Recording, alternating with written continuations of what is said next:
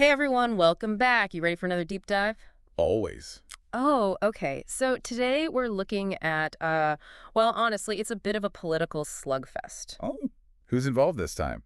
Well, no surprise, Donald Trump's in the mix, but it's his clash with retired General Mark Milley that's making headlines. Ah, that does sound juicy. Where'd you get this from? This is straight from a recent article in the Daily Beast. Seething Trump calls retired General Milley a real dummy. Catchy, right? Seething Trump, huh? Sounds about right. So what's the beef this time? That's what we're diving into. Think of it as a behind-the-scenes look at this whole Trump-Milley showdown. Sounds like a plan. Lay it on me.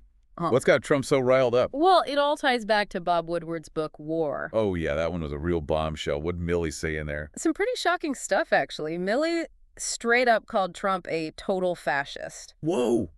Hold on, he really said that? Yeah, he did. And it gets even spicier. He also called Trump the most dangerous person to this country. Wow, those are fighting words. Mm. I mean, coming from just anyone, that's a big deal, but from Milley, that's huge. Right. And that's what makes these comments so significant. We're not just talking about some random Twitter rant. This is General Mark Milley, a top military leader, putting it all out there. It shows how deeply concerned he is about Trump. You know, it makes you wonder what goes through someone's head to make them come out so strongly against a former president. I know. And there's more. Milley actually took extreme security measures after leaving office. We're talking bulletproof glass, blast-proof curtains, the whole 9 yards. Seriously, that's intense. It sounds like he was genuinely afraid. It really seems that way, right? And according to some reports, that fear might have stemmed from possible threats from some of Trump's more extreme supporters. Man, that's a whole other can of worms. So how did Trump react to all of this? Well, he did what he does best, went on the offensive. He held one of his rallies and let loose, calling Milley a real dummy, among other things. Typical Trump, right? Yeah. But seriously, calling Milley a dummy, Yeah, he also took a jab at generals who write books. You know, the whole stupid people line. hold up, Trump called Milley stupid. The guy who literally wrote the book on counterinsurgency strategy.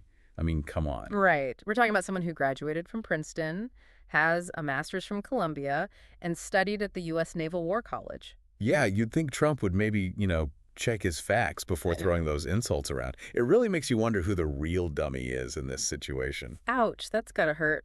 And, this whole generals who write books thing might actually be aimed at someone else, too, H.R. McMaster. McMaster.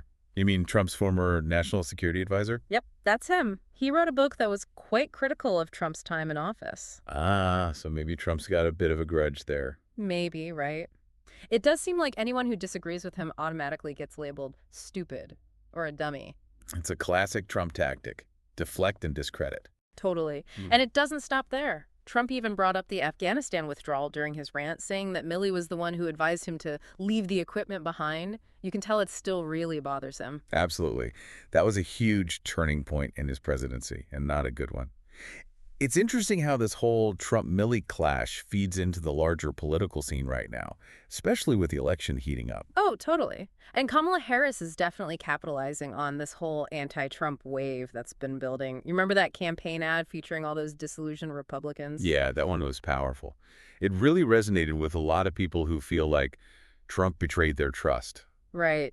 And Harris is getting endorsements from former Trump administration officials and even top military brass. It really paints a picture of how much faith people have lost in Trump's leadership, doesn't it? Totally.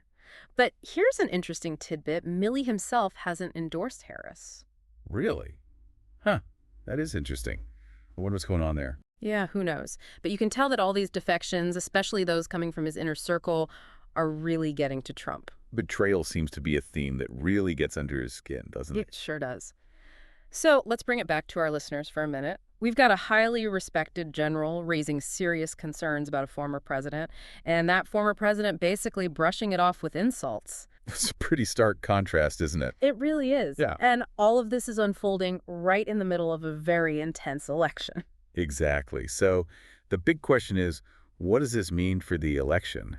And, even bigger than that, what does it say about the future of American democracy? I know, right? Is this the new normal? All this heated rhetoric, dismissing opposing views without even trying to understand them? It's a bit worrisome. Yeah, it makes you wonder what the future holds for civil-military relations, too. How will this impact the military's role in government going forward. It's a lot to think about, that's for sure. So, there you have it, folks. Another deep dive, another complex situation. Always fascinating, though. Always. And as we always say, keep those questions coming, keep exploring, and we'll be back soon to uncover even more. See you, San.